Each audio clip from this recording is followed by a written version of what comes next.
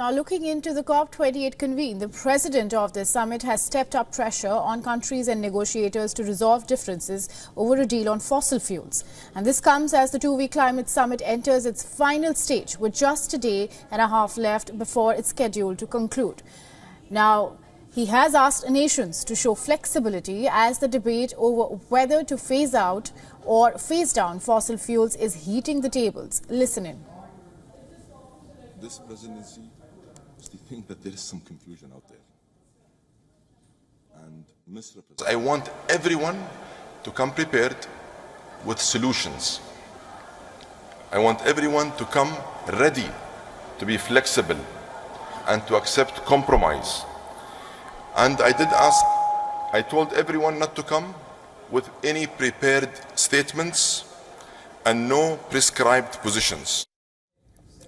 The demand to phase out fossil fuels has been met with fierce resistance from the Organization of the Petroleum Exporting Countries, or the OPEC, and their allies.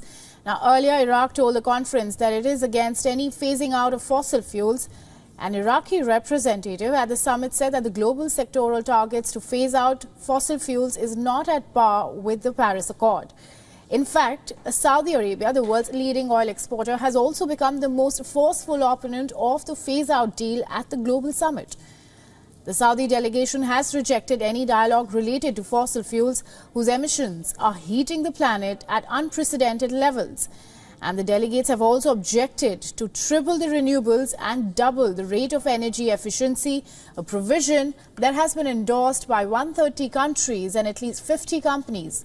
And they have now agreed to cut out methane emissions and eliminate routine flaring by the year 2030. Now, the summit's president has asked countries to be ready to quote-unquote compromise and not draw rigid boundaries over agreements. He pressed for countries to look at the global good and said that the failure of the summit is not an option anymore.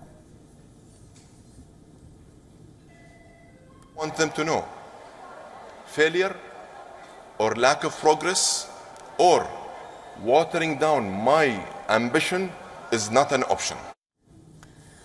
OPEC issued a letter to its members and backers to oppose any dialogue around fossil fuel phase-out. The grouping maintains that the focus of COP28 should be on reducing emissions and not on targeting the fuel sources that cause them. And separately, the International Energy Agency has said that the current pace of efforts will slash greenhouse emissions by 4 billion metric tons in the next 7 years. And this is just a third of the planned emission cut in the coming 6 years of limiting global warming to 1.5 degrees Celsius. The Energy Agency has said that these efforts would not be enough, giving the convene a signal to buckle up conservation and reduction efforts.